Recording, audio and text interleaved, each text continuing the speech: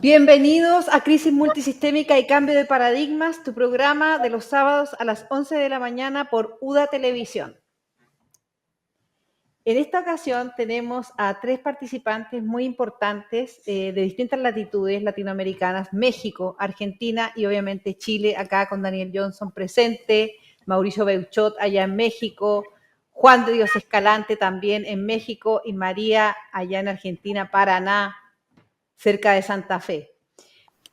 Así es que vamos a partir. Queremos conversar contigo en principio, Daniel. ¿Cómo estás? Cuéntanos algo de ti.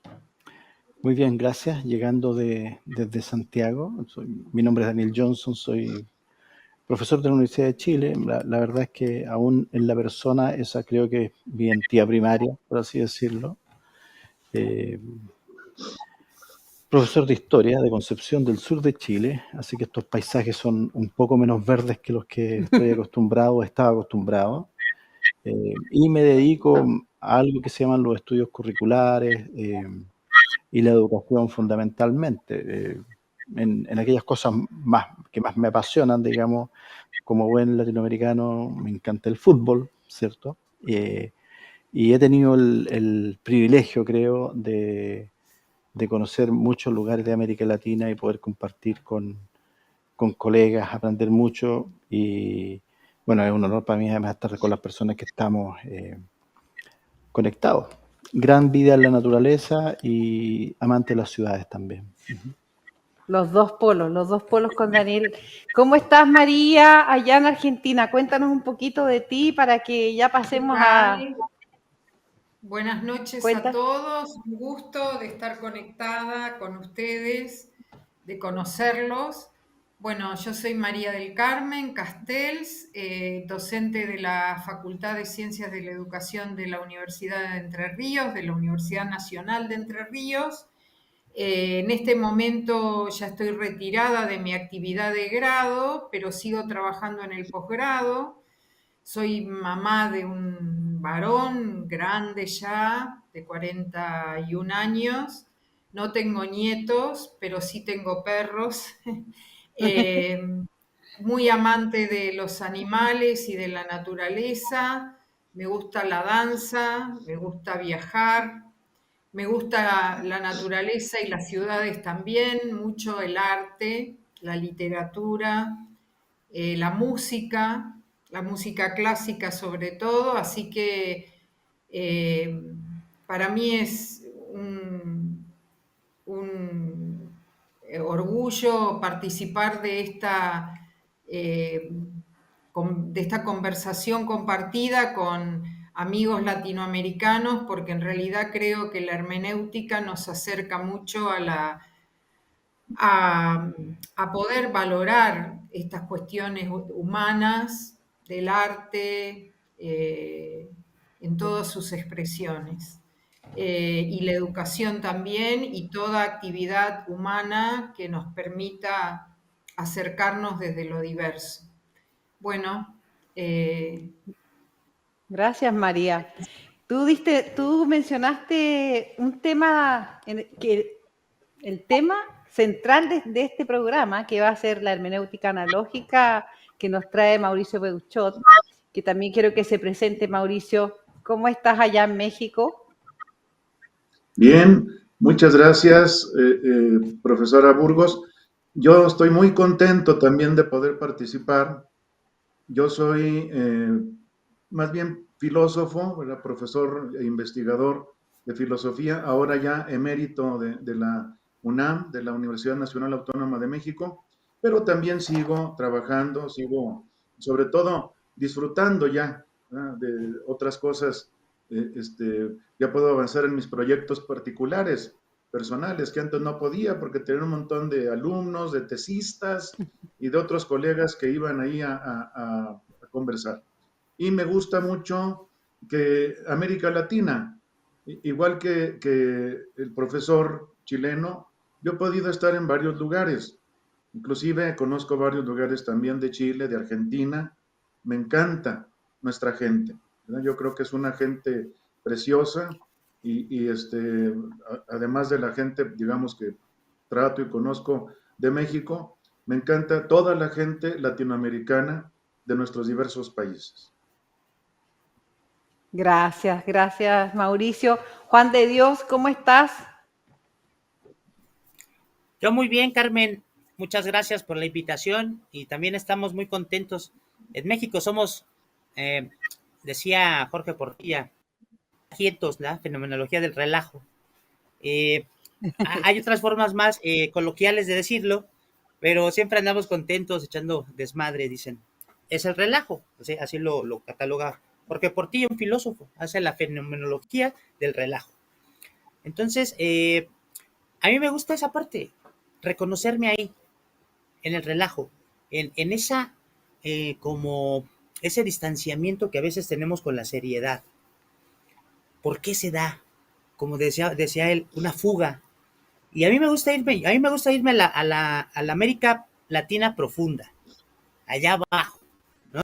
Me voy a los sobre ruedas, por ejemplo, ando en Tijuana y me voy al sobre ruedas, veo a la gente, no me tomo una agüita, me como una quesadilla, me conocer abajo, cómo se da la dinámica de los mercados, los problemas. A mí me gusta el movimiento social, me gusta entender por qué se da, cómo surge esa necesidad de las personas y cómo se agrupan con base en una necesidad concreta. Y hay ando de chismoso en todos lados, precisamente tratando de generar esta relación entre lo que se piensa, lo que generamos de conocimiento y su aplicación a la realidad de la América Latina profunda.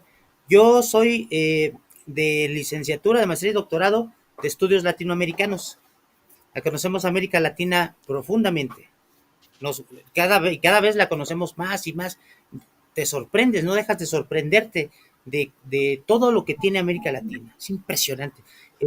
Son muchos mundos y cómo convergen en este continente. Entonces, ya a mí me gusta eso, Villoro, a mí me gusta caminar. Sí, me gusta caminar. Caminar las calles de Cuba, por ejemplo, riquísimo. O sea, aparte de que se disfruta, te reconoces en algunas cosas, ¿no? Cómo se dan los conflictos, y ahí, como en la calle, reconociendo las cosas. Me gusta estar con mi familia mucho, aunque a veces no estoy con ellos, pero cuando estoy lo disfruto también mucho. Así un poquito me alejo de lo académico, porque ya eso se vuelve un vicio, ya no lo puedes dejar. Aunque lo quieras dejar, ya no lo puedes dejar. Pero encuentras la relación y puedes converger con todo. Y en eso andamos. Gracias por la invitación. Qué bueno, creo que todos tenemos algo en común acá que creo que me gustó lo que dijo Juan de que cuando ya te ingresas a este ambiente académico o del pensar solamente algunas cuestiones, ya no lo puedes dejar, no puedes dejar de andar observando, ser un observador distinto, ya no te pasan inadvertidas ciertas cuestiones, ya tienes atenciones diferentes, interpretaciones diferentes, que es lo que vamos a hablar hoy día, ¿cierto? Como bien lo dice este programa, vamos a tratar de construir esa palabra de paradigma también, vamos a conversar sobre otros temas relevantes que a todos nos inquietan. Acá tenemos un hilo conductor que por lo menos entre tres, con María, con Juan, con Daniel y también con Mauricio, todos hemos sido educadores o estamos educando, ya sea en pregrado, en posgrado, ya otros ya están saliendo, nosotros estamos ahí. No sé, Juan es más de la educación popular, ¿cierto? Le gusta estar con la gente, armar equipos, etcétera. Entonces ahora me gustaría que dejáramos un poco el tema con el cual vamos a proseguir después de esta pausa para que se queden con nosotros y no se vayan. Así es que espero que me digan de qué vamos a conversar a la vuelta de esta pausa. Mauricio, ¿de qué podríamos conversar? Me gustaron mucho las preguntas de María. Yo creo que me van a dar un buen material para poder aclarar lo que estoy pensando. Y agradezco esa intervención. Bueno, y yo podría, dado que vamos a hablar de la hermenéutica y específicamente de la hermenéutica analógica, que es la especialidad del doctor Bouchot, Me gustaría hacer algunos recordatorios también con Daniel, si fuera posible, sobre la importancia de la hermenéutica en educación, ¿no? Y también en algunos momentos en que algunos educadores que fueron hitos contemporáneos, ¿no? Y latinoamericanos en realidad, han trabajado este enfoque práctico en el área educativa. No sé si podría ser. Muy interesante, por supuesto que sí.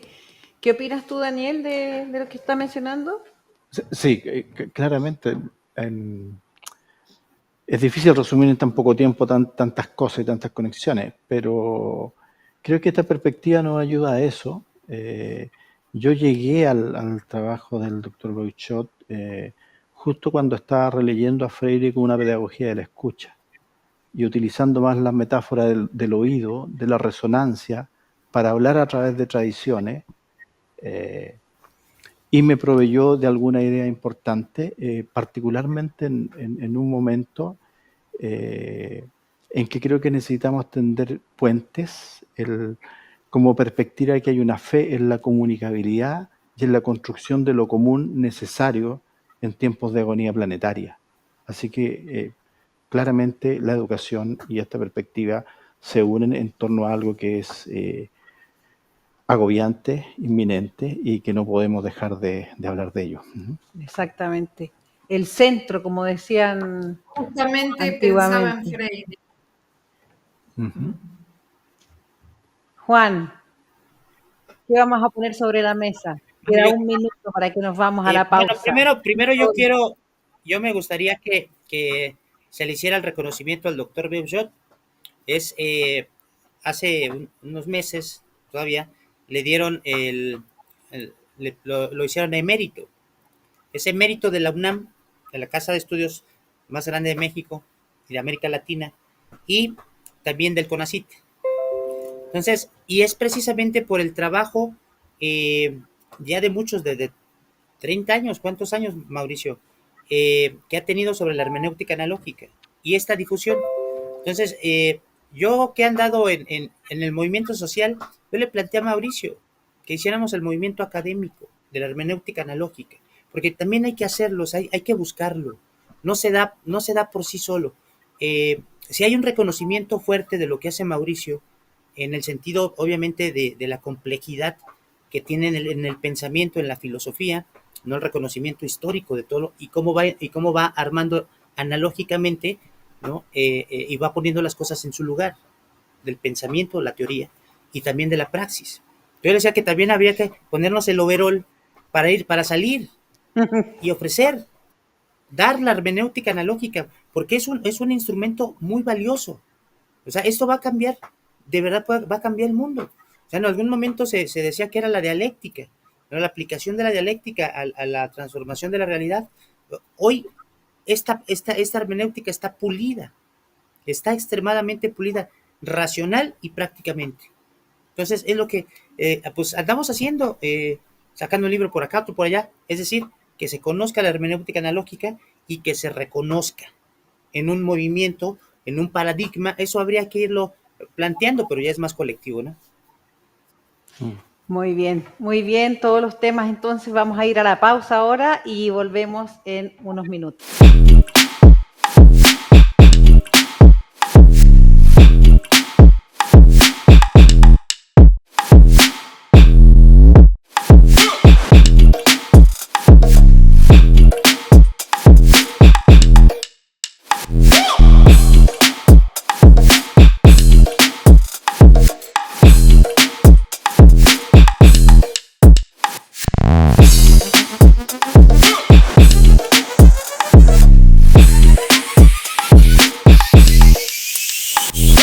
Estamos de vuelta en Crisis Multisistémica y Cambio de Paradigmas, tu programa de los sábados a las 11 de la mañana por UDA Televisión. Como estábamos comentando, nos gustaría saber de qué se trata esto de la hermenéutica analógica, Mauricio.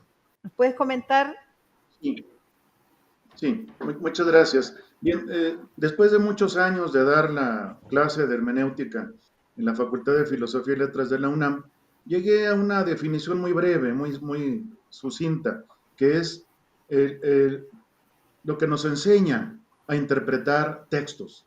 Es la disciplina de la interpretación de textos. Digo disciplina porque hay un pleito de si es ciencia o si es arte, y creo que es las dos cosas, ciencia y arte de la interpretación de los textos. Y textos son muchísimos, ¿verdad? Textos, por supuesto, es el escrito, el clásico, pero un gran hermeneuta, Hans-Georg Gadamer, añadió la conversación, que también es un texto, y finalmente Paul Ricoeur añadió la acción significativa. Por lo tanto, nuestra interacción en el aula, es decir, en la educación, es un texto también que tenemos que interpretar para poder darle a los alumnos que nos siguen lo que necesitan y también sus deseos legítimos. Tanto lo que piden que les enseñemos, más allá de lo que necesitan, también es deseo legítimo que tenemos que pensar. Ahora, ¿por qué la hermenéutica la he llamado analógica? Porque en el año 87, en una conversación, en un congreso, hubo un congreso en Granada, España, con Paul Ricoeur y sobre Paul Ricoeur. Y ese año 87 pude hablar con él, yo presenté una conferencia allí en Granada sobre el símbolo en Freud y en Paul Ricoeur.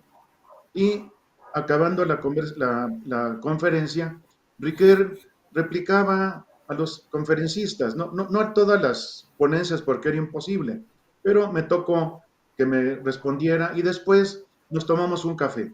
¿Verdad? Me invitó, buenísima persona, Paul Ricoeur, me invitó a tomar café y me dijo, mire, usted habló del símbolo. Para el símbolo usted va a necesitar el concepto de analogía. Y me quedó eso ahí dando la vuelta. Y eso después lo comprendí de manera vital, de manera vivencial, por mis vivencias, y lo resumo muy brevemente.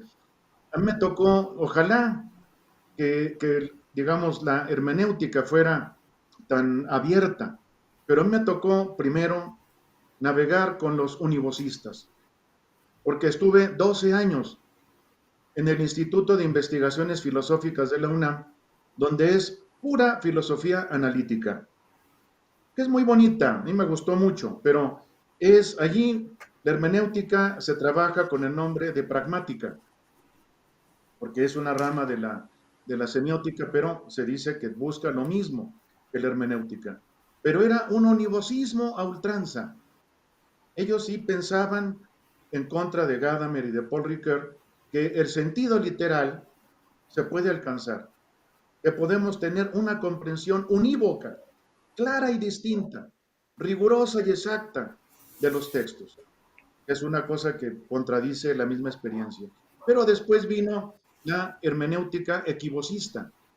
La hermenéutica equívoca fue, ya está de salida, la posmodernidad.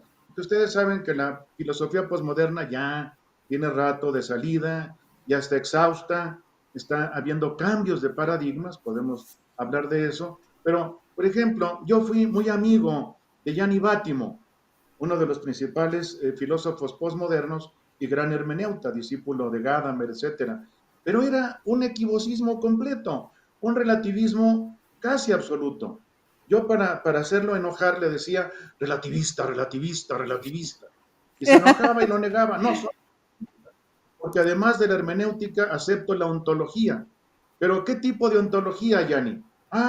Una ontología sin esencias ni causas, es decir, sin estructuras. Pues eso no es ontología, no dejó nada, ¿verdad? La vació completamente. Entonces, yo traté de aplicar la lección que me dio Paul Ricoeur y entre esa hermenéutica unívoca de los filósofos analíticos y la hermenéutica equívoca de también mis otros amigos filósofos posmodernos, encontré el camino medio, que es el de la analogía. Ojalá que se pudiera discutir más esto, porque esto ha gustado muchísimo en México. En México hay 280 tesis sobre hermenéutica analógica, hay cientos de libros individuales y colectivos, y hay en el mundo, lo que yo pude contabilizar, porque soy muy malo para la computadora, como lo han podido ver, ¿verdad? Más de 1800 artículos.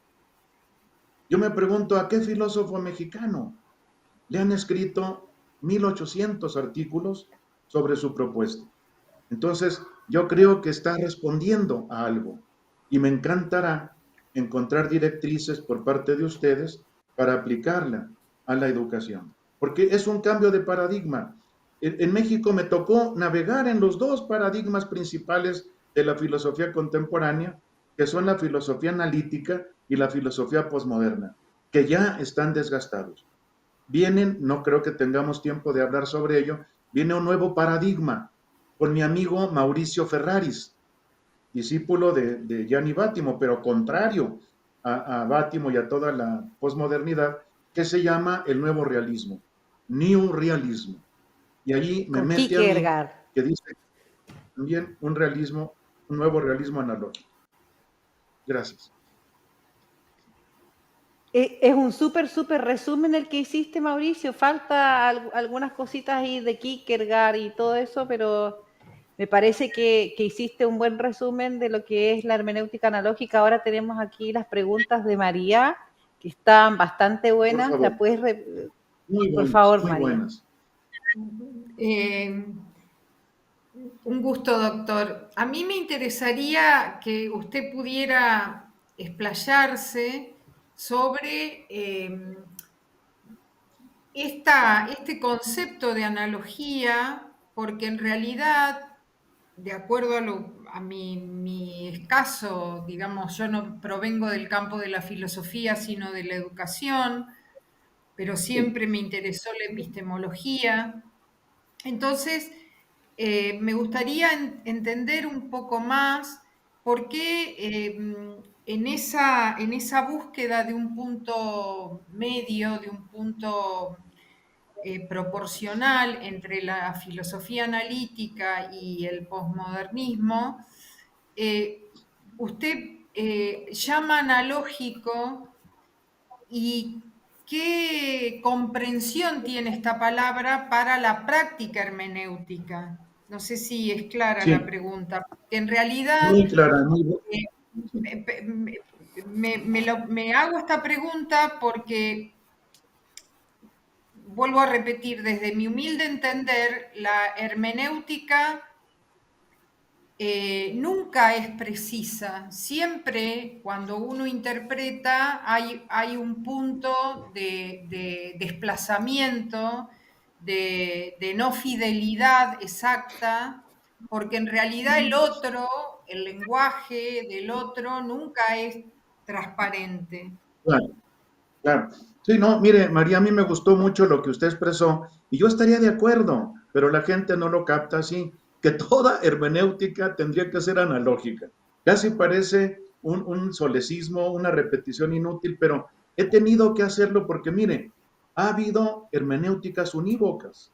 No digamos que no me tocó padecerlas, porque me atacaron mucho mis ex colegas analíticos cuando lancé lo de la hermenéutica analógica y también me atacaban mucho los de la facultad que eran puros posmodernos. En el Instituto de Investigaciones Filosóficas era, imagínense, el reino de la filosofía analítica y en la facultad la posmodernidad más extrema que usted se pudiera imaginar, puro relativismo, ¿verdad?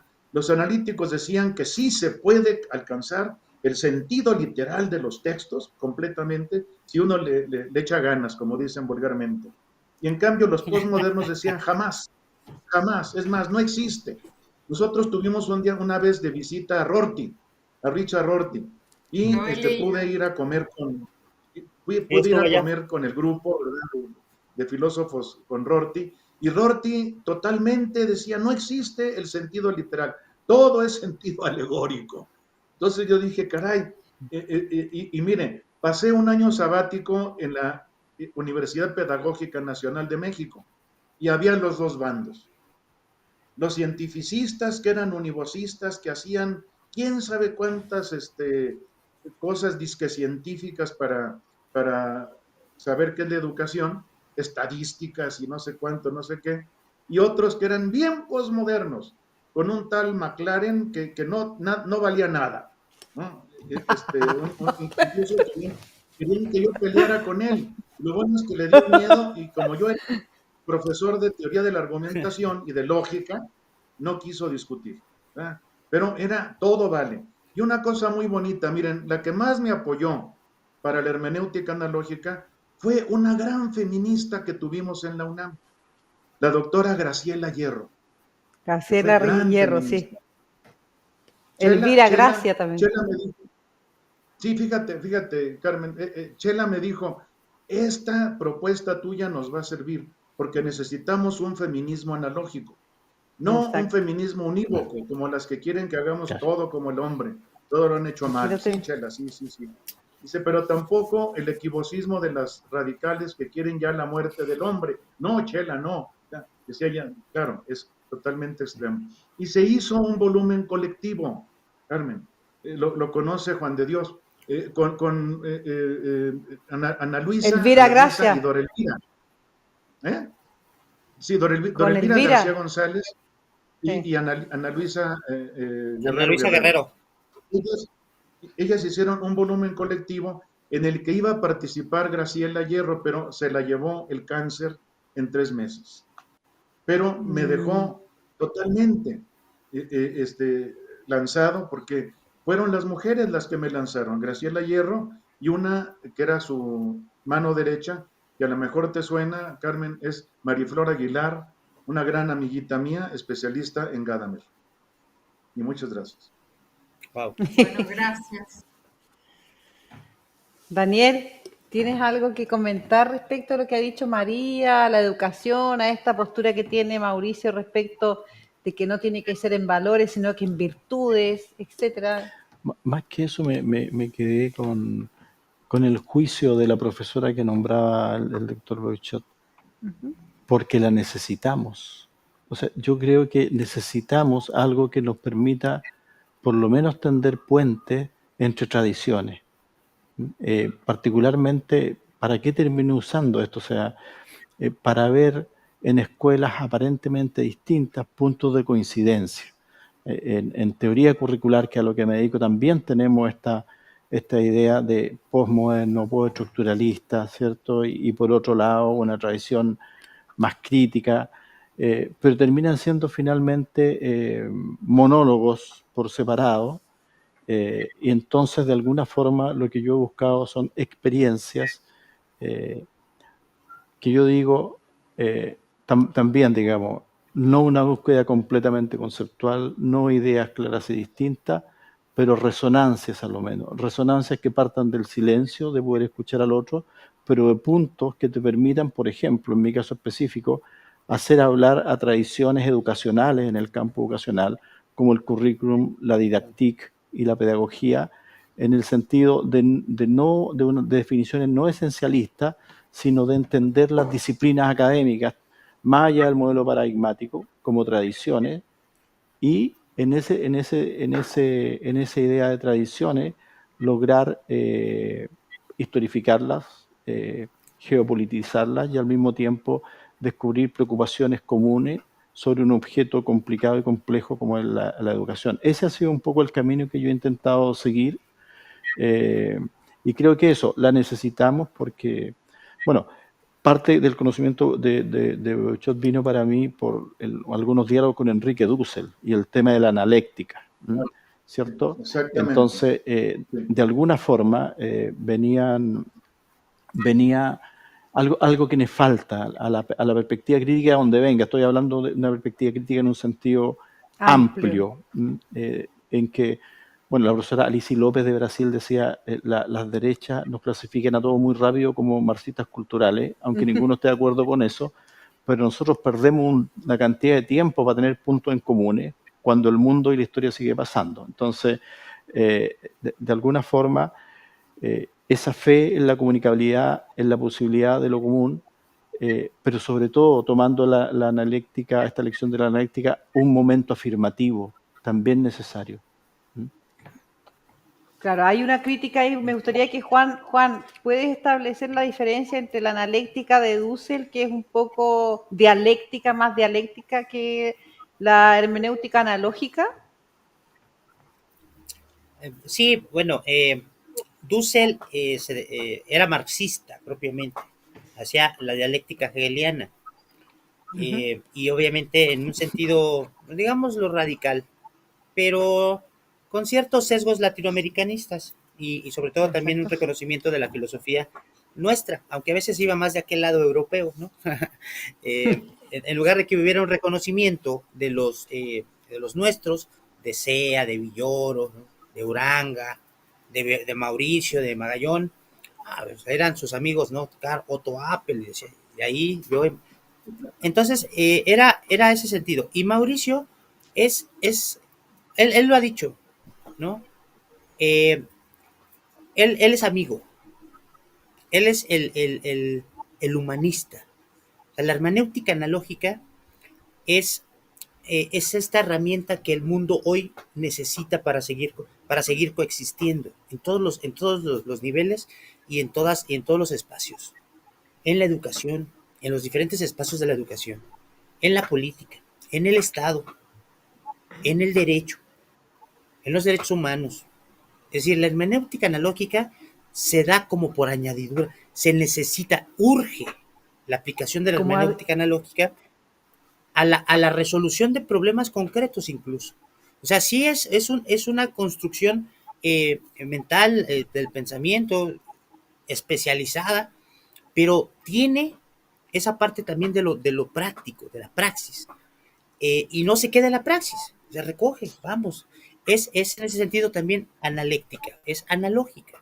Entonces, Mauricio, en un último libro que publicamos con la editorial Interpec, sobre algunos lenguajes analógicos, ya, y en algunos otros ya lo había hecho, da el reconocimiento de la dialéctica, pero una dialéctica no que niega los, sino que los reconoce y los cuida, se cuidan entre sí, es como una coexistencia dialogada, y ya no hay ya evita el conflicto. Eso es lo que salva, digamos, la relación que debemos de tener en la actualidad, en este mundo actual, y obviamente encaminarla. Si no, vamos al precipicio. O sea, las radicalidades a veces no son radicalidades. Antes decía, ¿no? Ese es tan de izquierda que termina en la derecha, ¿no? Muy bien, y eso en la praxis, y eso en la praxis es real. Exacto. Yo he estado en diálogos con el Estado en Baja California, acá en México, y son de izquierdas aún, y echan a la policía. Bueno, y la analógica serviría ¿para qué? Pues para mediar.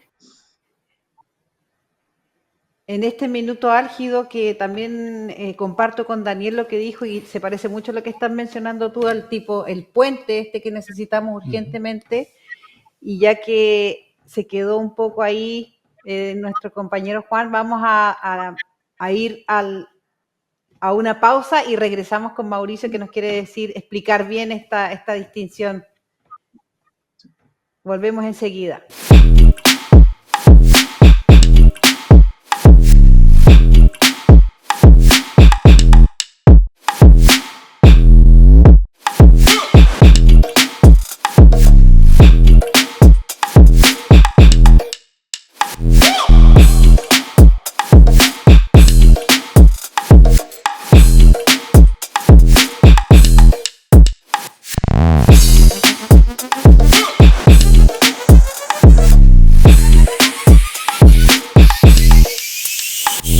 Estamos de vuelta acá en Crisis Multisistémica y Cambio de Paradigmas, tu programa de los sábados a las 11 de la mañana, no te lo puedes perder, está muy interesante el de hoy, estamos conversando sobre hermenéutica analógica, quizás un nuevo paradigma.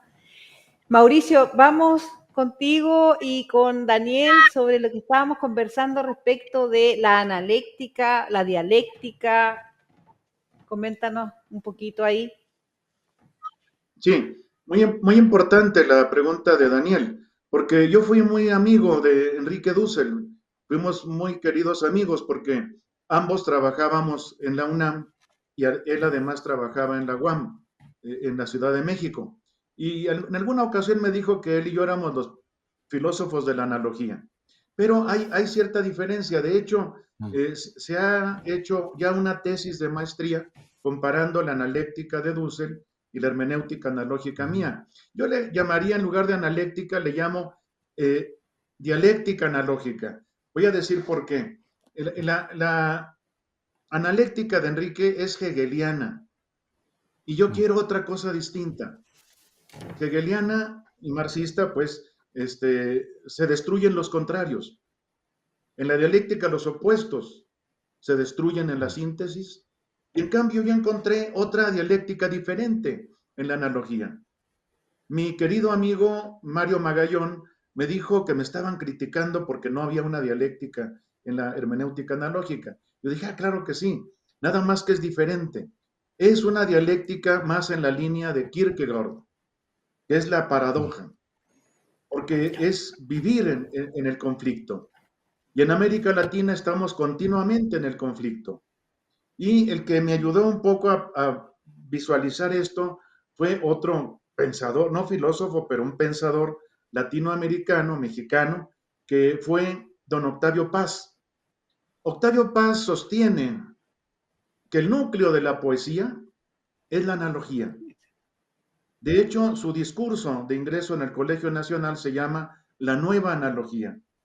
Y me orientó, me ayudó para esta dialéctica, porque pude conversar en 2 ocasiones con él, gracias a un común amigo que también ya murió, un pintor y cineasta mexicano que fue Julián Pablo Fernández, que ya murió. Pero le comentó que por ahí había un filósofo medio loco que andaba también con el tema de la analogía, y don Octavio Paz dijo, quiero hablar con él. Y hablamos en 2 ocasiones sobre la analogía. Él tiene un libro precioso, Daniel, que se llama Los hijos de Limo. Los hijos de Limo, que son los románticos, los simbolistas y los surrealistas, que son bien dialécticos. Sí, de hecho, por ejemplo, el propio Kierkegaard es una especie de romántico en contra de Hegel. Pero también yo encontré que en la hermenéutica analógica ahí cabe una dialéctica diferente de la de mi amigo Enrique, porque la de él era hegeliano marxista, y la mía es diferente. Termino con esto, mira, el que me dio un poco la idea fue, en una ocasión tuvimos una mesa redonda con un querido amigo que se llamó, que ya murió, Bolívar Echeverría, en la Facultad de Ciencias Políticas, y yo tenía a mi lado a uno bien posmo, Jean Baudrillard. Y luego estaba yo en esa mesa, y luego Michel Maffesoli, un profesor francés muy extraño que tenía un instituto sobre la vida cotidiana. Ya cuando terminamos la conversación, cada quien expuso lo suyo, yo le pedí a Baudrillard que me firmara su libro de la seducción, y como buen posmoderno estaba en la depresión completa, ¿verdad? Nada más me hizo, pero me firmó allí. Y en cambio, Michel Maffesoli, después de que expuse, como me pidieron, de hermenéutica analógica, me dio una gran luz, me dijo, oiga, eso me sonó como una dialéctica, pero premoderna. Y sí, es la de Heráclito. Sí. Es la de Heráclito, es la de Cusa, Nicolás de Cusa, y la de Kierkegaard. Es una dialéctica otra. Yo me la encontré también en Unamuno, porque Unamuno, claro, leyó a Kierkegaard, entonces habla de una dialéctica que no hace síntesis, que permanece abierta, no destruye los opuestos, sino que los hace convivir. Es más, vivir de la tensión, vivir del conflicto, y eso es lo que tenemos continuamente en América Latina. Por eso a mí me encantó que mis amigos Mario Magallón y Juan de Dios Escalante llamaran a ese libro colectivo La epistemia analógica de América Latina.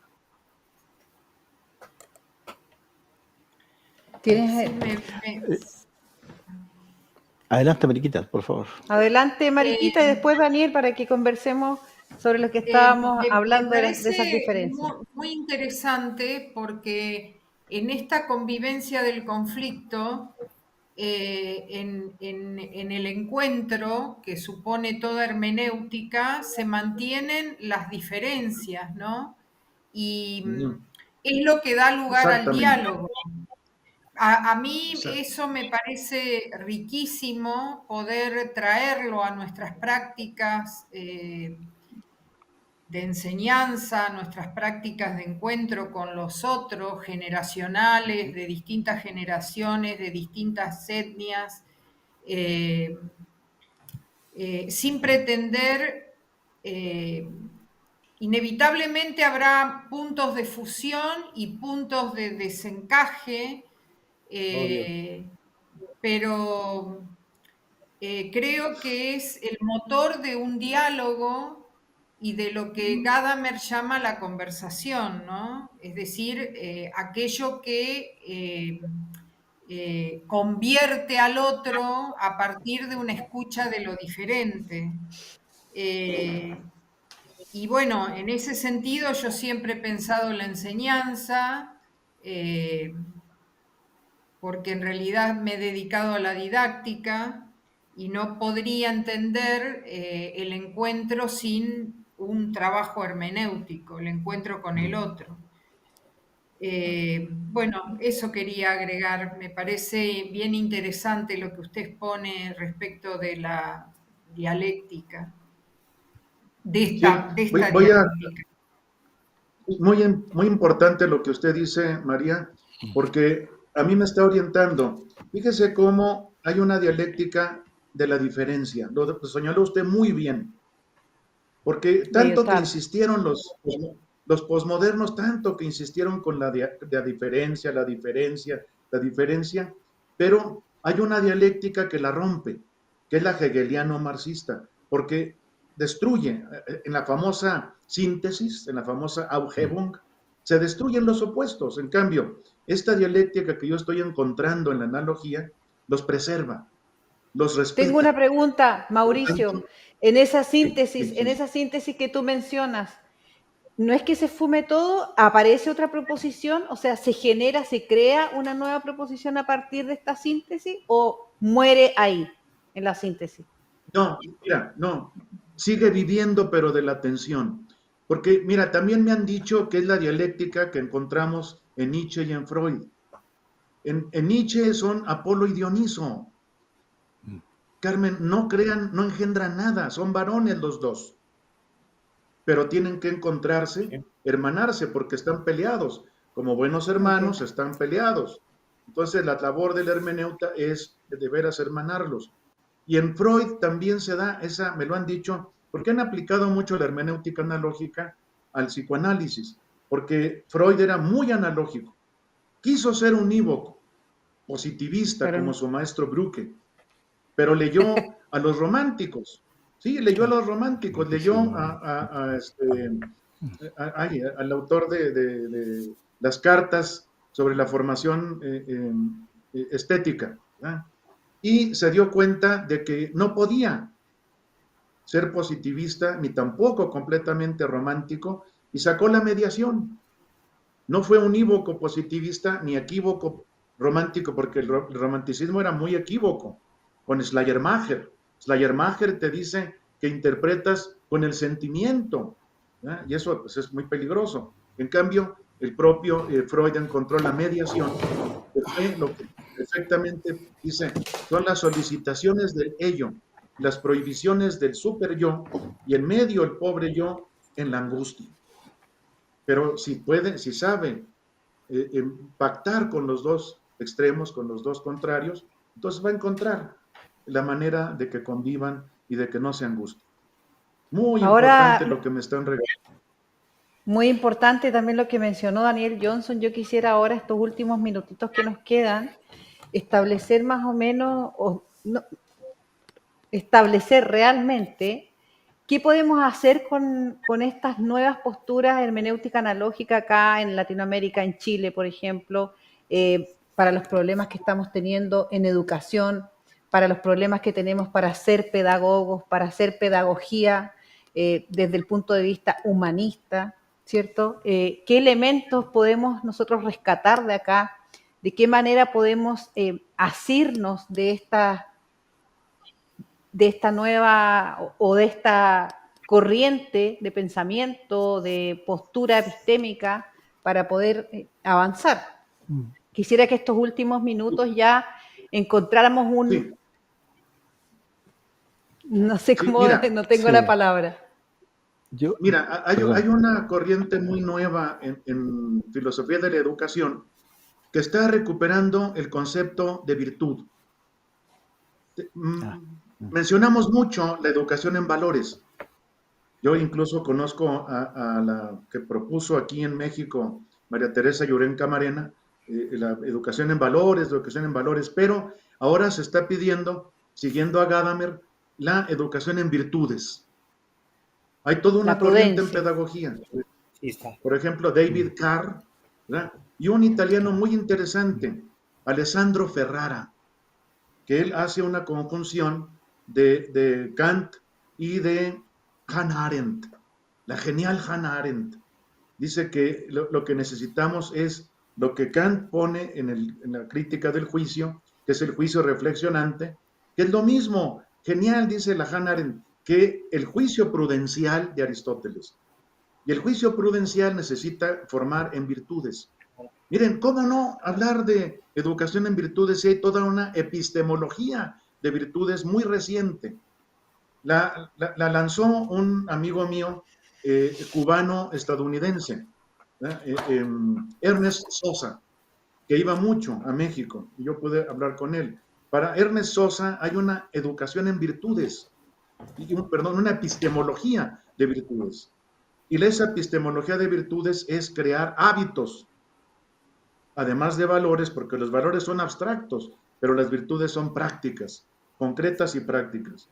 Y una cosa muy, muy curiosa que me dijo una vez Ernest Sosa, filósofo cubano y estadounidense, estaba en Brown University, me dijo, mira, el mejor libro de epistemología es La Ética Nicómaco. Yo digo, hay que fijarnos en todo esto. El educador, el pedagogo, no sabe muchas veces epistemología, no sabe teoría del conocimiento, gnoseología, como le quieran llamar. Entonces, ¿cómo va a provocar conocimiento en sus alumnos? Tiene que entrarle a la epistemología. Y por eso a la frónesis. Un nuevo paradigma en epistemología, que es la epistemología de virtudes, ya no de contenidos, sino crear en los investigadores jóvenes hábitos de investigación que conduzcan a buenos resultados y productos. Daniel. Sí, bueno, voy a tratar de responder primero un poco al campo nuestro, ¿cierto? ¿Qué creo yo que necesitamos? En una resonancia también con la hermenéutica analógica.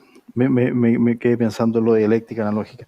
De alguna forma nos ayuda a conceptualizar esto que es el currículum con un espacio intergeneracional.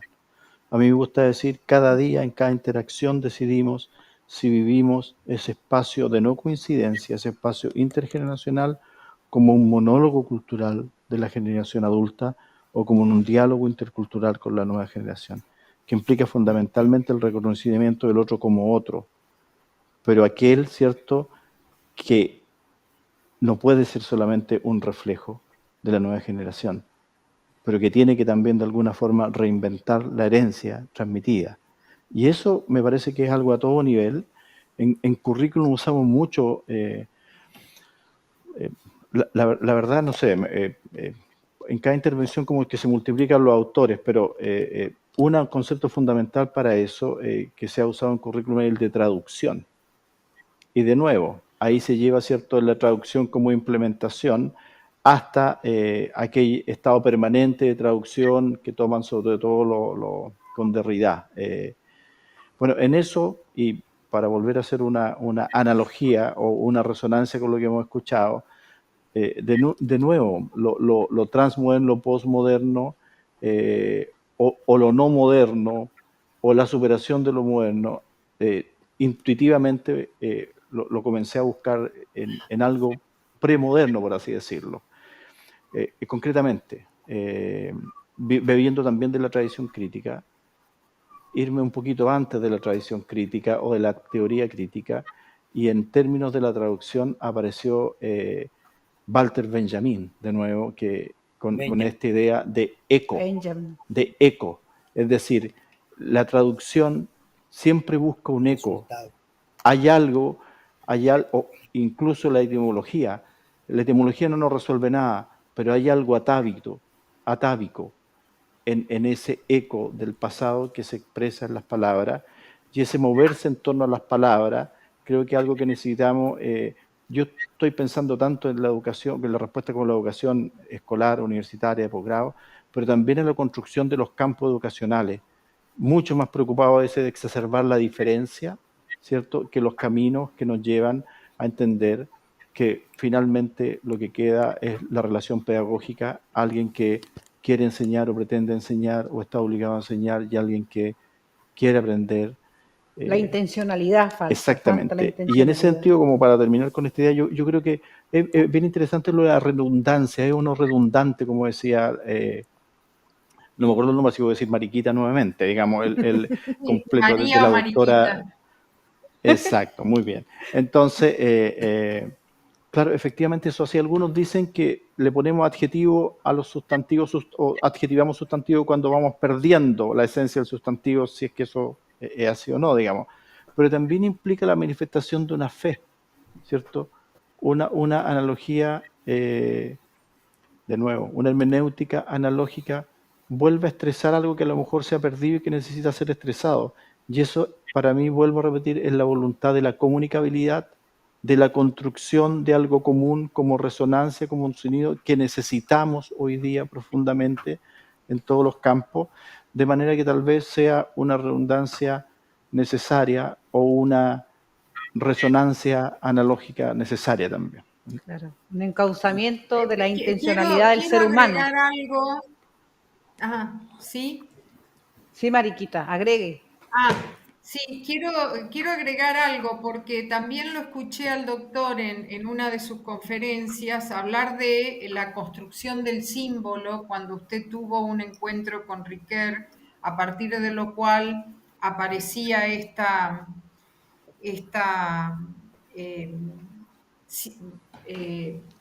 unión o articulación de una proyección o condensación de significados, ¿verdad?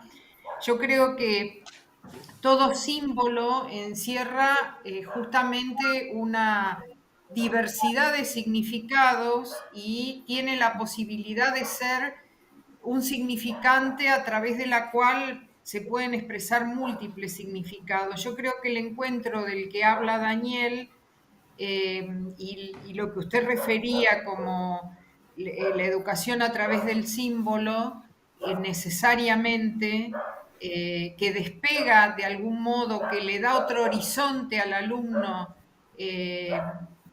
porque lo despega de lo concreto y le permite verlo de otra manera, ahí hay una, digamos, convivencia de la diferencia en cuanto a esta posibilidad de multiplicar significados. Y ahí a mí me parece que la educación tiene que potenciar eso. Esta posibilidad de escuchar, de entender que hay un otro que está diciendo diferencias y que tenemos que poder escucharlas. En ese sentido me parece muy rica su propuesta para pensar la educación y bueno. Gracias. Claro. Nada más. No, gracias. Nomás quisiera decir una cosa, Carmen, si se puede. Mira. Se puede porque nos quedan 2 minutos. Bueno, lo digo en 2 minutos. Lo que dice María es muy importante para mí porque yo me he topado con hermeneutas que quieren interpretar el símbolo unívocamente. y es destruirlo, ¿no? Como los positivistas que yo he conocido. Pero también hubo uno, no sé si posmoderno, un amigo mío que fue Raymond Panikkar, que seguramente les suena a ustedes, era catalán e hindú, ¿no? Catalán e indio. Raymond Panikkar, que decía que no se podía interpretar el símbolo más que si nacías en esa cultura. Entonces, un equivocismo tremendo. Yo ahí por eso digo, se puede interpretar el símbolo, como dice María, con diferencia, con otredad, con pérdida incluso, como diría Ricoeur, pero se puede interpretar y tendría que ser analógicamente. Y agradezco mucho toda esta discusión. Sí, dado que ya habló de la diferencia entre dialéctica y hermenéutica, me interesaría preguntarle, doctor, ¿cómo entiende usted la ontología que pretendería instalar en esta hermenéutica analógica después del giro lingüístico y después del giro pragmático? Sí, mire, María, muy importante la pregunta que usted plantea porque ha habido hermenéuticas incluso contrarias a la ontología. Una de ellas fue la de mi amigo Bátimo, aunque él se aceptaba ontología en principio, pero una ontología en la línea de su pensamiento débil, del pensiero débole. Una ontología tan débil que se esfumaba. Yo le pregunté, ¿qué entiendes por ontología, Yanni? Me dijo, sin estructuras, es decir, sin esencias ni causas. Entonces eso se volatiliza, pero el propio Ricoeur nos hacía pensar que una hermenéutica sin ontología es como si estuviera acéfala, descabezada, sin mapa de la realidad. Entonces, una ontología no fuerte, una ontología unívoca fue la de la modernidad. Una ontología equívoca es la de la posmodernidad. Yo trato de recuperar una ontología analógica en el sentido de que no es totalmente monolítica, impositiva, prepotente, etcétera, pero tampoco tan débil que se nos desvanece en el aire o se nos escurre entre los dedos. Necesitamos ontología. Y la prueba de esto es que ya pasó el giro lingüístico y el giro pragmático. Ahora viene el giro realista, con el nuevo realismo. Ustedes pueden encontrar en Google New Realism, pero Philosophy, porque también hay en literatura, y es lo más nuevo. Están Mauricio Ferraris, está Marcus Gabriel, está Quentin Meillassoux, Graham Harman, son filósofos muy jóvenes, filósofos jovencísimos, brillantes, unos jóvenes brillantes que están ahora en contra de sus maestros posmodernos. Claro. Porque si lo vemos, son discípulos de los grandes posmodernos. Mauricio Ferraris era el discípulo predilecto de Gianni Bátimo y al final se opuso radicalmente a él y lanza el nuevo realismo en contra de todo el relativismo equivocista que hubo en la posmodernidad. Quentin Meillassoux es discípulo. Sí. Discípulo de No, Deleuze. lo que le pregunto es si es posible ignorar lo que aportó el giro lingüístico, porque en realidad, ¿qué papel se le da al lenguaje en la producción de realidad? Sí, Y claro, cómo una hermenéutica puede concebirse sin lenguaje para pensar una ontología. No, por supuesto que parte del lenguaje, pero llega, como lo quería Hans-Georg Gadamer y también Paul Ricoeur, a una ontología. Incluso Ricoeur fue más allá de las ontologías regionales y en sí mismo como otro, ese gran libro, plantea una ontología general. Eso ya era una especie como de amenaza al giro tanto lingüístico como el pragmático. Yo creo que se puede aprender del giro lingüístico y se puede aprender del giro pragmático para después recuperar una ontología que no sea otra vez esa ontología moderna, prepotente, monolítica, abusiva, que tanto criticaron los pensadores posmodernos. pero tampoco quedarse en una ontología tan equívoca, tan débil, que fue la de los posmodernos, que incluso después tuvieron que echar marcha atrás. Doy un testimonio y termino. En una ocasión tuvimos ahí en la UNAM a Mauricio Ferraris, y él habló de que además de haber sido alumno de Gianni Bátimo, trabajó con Derrida, los últimos años de Derrida, y hace un libro con Derrida que son puras entrevistas de Ferraris a Derrida, que se llama El gusto por el secreto, que está en Amorortu de Buenos Aires, el libro. Y allí, yo lo tengo subrayado, dice Derrida que lo malentendieron, que él quiso siempre ser realista, no quedarse sumergido en el giro lingüístico, que no menciona el pragmático. Dice, para no caer, no quedarse en el puro giro lingüístico, que fue el de muchos posmodernos, como el propio Derrida joven, pero ya al final de su vida cambia y se alinea en el nuevo realismo, pero yo no creo que pueda haber sido una vuelta coherente con el pensamiento que ya lanzó en los años 60, 70 y parte de los 80. Él quería ser realista, aceptaba la ontología, después de tantos años que dijo que no le interesaba, es más que la negaba. Entonces yo creo que allí hay un nuevo paradigma, que es el nuevo realismo, nuevo paradigma en filosofía, que nos está diciendo algo, que ya basta del relativismo de los posmodernos, tanto del giro lingüístico como del giro pragmático. Hay que aprender las lecciones, pero ir un poquito más allá para recuperar una ontología más consistente. Yo agradezco esa intervención. Ponemos en tela de juicio entonces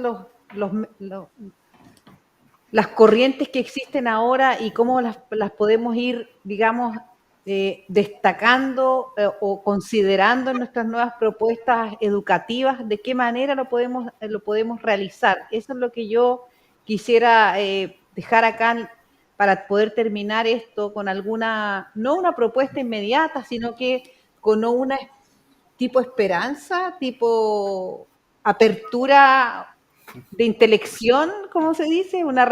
¿Cómo se puede hacer? Porque en el fondo en la universidad seguimos educando de las mismas maneras, con los mismos métodos, de las mismas formas, sin bajar este conocimiento al aula, a la forma práctica, a cómo lo estoy haciendo. Entonces, una cuestión, la discusión que estamos teniendo y otra son las propuestas que vamos realizando. María. Sí, no, tengo una perra acá que... Bueno. ¿Se corta esto? Permiso. Sí, sácala. No sé. Sí, adelante. Te esperamos. A ver, Juan. Sí, bueno, el campo de la educación es, digamos, por decirlo de alguna manera, es la casa natural de la hermenéutica analógica. Ahí tiene que aplicar, tenemos que formar, es una formación analógica. Esa es la nueva tendencia, la formación analógica, que se venía dando, pero se fue. Es que cuando se da la simulación de la síntesis es cuando hay una ruptura fuerte, porque se pensó que el símbolo, que la síntesis recogía e integraba, pero eso solamente fue una simulación. En lo educativo, en el plano educativo, se simulaba la síntesis, se simula la convivencia, se simula la alteridad. O sea, hay una gran simulación teórica y práctica, y obviamente una simulación de racionalidades dentro del ámbito educativo. Por lo tanto, sí tenemos que ir precisamente haciendo lo que hace la hermenéutica analógica, que es tejer, y el reconocimiento del conflicto. O sea, porque si no, caemos otra vez en esta parte dialéctica, donde no se concibe lo diferente, que está en conflicto con el otro, en todos los ámbitos, en la misma naturaleza. ¿No? Heráclito decía eso, precisamente, se da en equilibrio, y eso es lo que le hace vivir por siempre, el equilibrio. Entonces, esto que hace Mauricio de recoger esa tradición, pues le da el clavo, porque son las necesidades que hoy hay en el ámbito educativo y en el ámbito filosófico. No podemos hacer educación sin filosofía, y eso nos lo da la hermenéutica analógica. O sea, la hermenéutica analógica es ya es la máquina que construye los puentes, que construye las relaciones, con base en el conflicto. Muy bien. Con esto estamos terminando entonces este programa. Ya fue un placer. Esto no quiere decir que no nos vamos a volver a ver. Esto va a seguir. Es solo el comienzo. No sé, nos vamos a despedir. Una probadita. Con esta probadita nos vamos a despedir. Gracias, María. Gracias, Mauricio. Gracias, Juan. Gracias, Daniel, por estar acá también presente en estas conversaciones. Ya nos vamos a ver de nuevo. Y hasta un nuevo programa. Crisis multisistémica y cambio de paradigmas. Estamos terminando este segundo programa de la segunda temporada.